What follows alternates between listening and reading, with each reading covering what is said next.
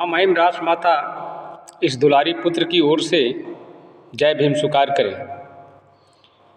पिछले कई महीनों से मैंने सुप्रीम कोर्ट से डिबेट किया और डिबेट के माध्यम से जो समय रखा गया उस समय के मुताबिक मैं न्यायालय पहुंचा और सर्वोच्च न्यायालय जब पहुंचा तो बहुत सारे साधनों को देखने के लिए गए। हमारे मन में बहुत सारा जिज्ञासा था। हमारे केस के द्वारा केस से जुड़े कई एक सवाल थे जो देखना मैंने पसंद किया। तो आपके कहे गए वाक्यों से मैंने कहीं ज़्यादा पाया और देखा तो बाबा साहब का वो भारत नहीं मिला मुझे जो मैं सोचा था। बाबा साहब का सपना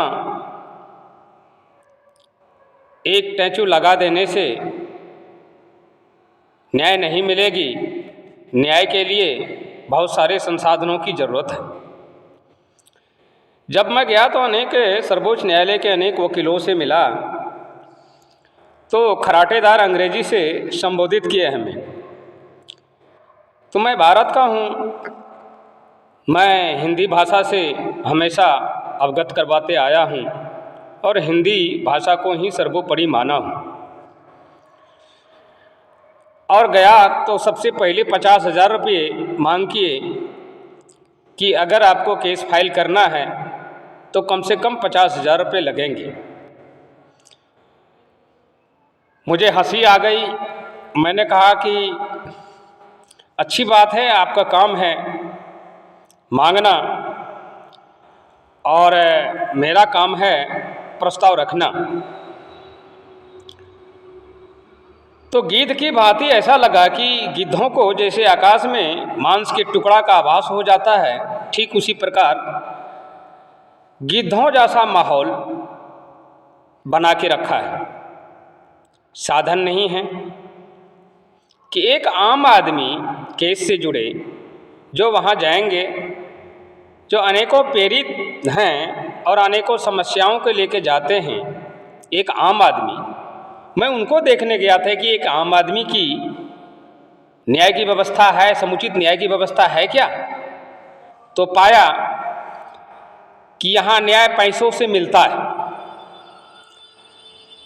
तो मैं अपने मुख को थोड़ा देर विराम रखा, सिर पे घूम फिर करके मैंने अनेक ऑफिस घूमा।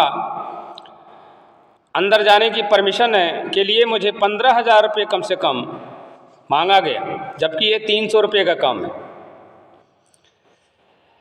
तो मैं डाटा तो न्यायालय को सौंप दूंगा, डाटा मेरे पास था, लेकिन मेरे हाथ का लिखित दस्तावेज डाटा अवेलेबल नहीं था।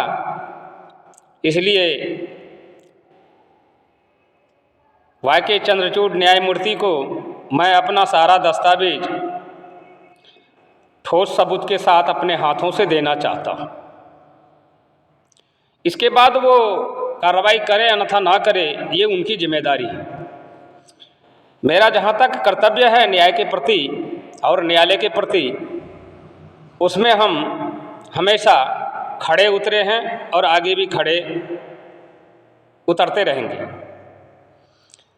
तो ये समस्या आपके सामने मैंने रखा क्योंकि मैं अपना व्यक्तित्व दो ही आदमी के पास रखता आया हूँ। एक तो महामहिम राष्ट्रगुरु या राष्ट्रमाता के पास, दूसरा सर्वोच्च न्यायालय के जो सर्वोच्च पद पर बैठे हुए जज साहब होते हैं। मैं उन्हीं को लिखित दस्तावेज में आगे भी कहते आया हूँ और वाणी से भी आगे कहता जाऊँगा। इन्हीं चंद शब्दों के साथ मैं अपने मुख को विराम लूँगा। जय भीम, जय भारत, जय रविदास, नमो बुद्धाय।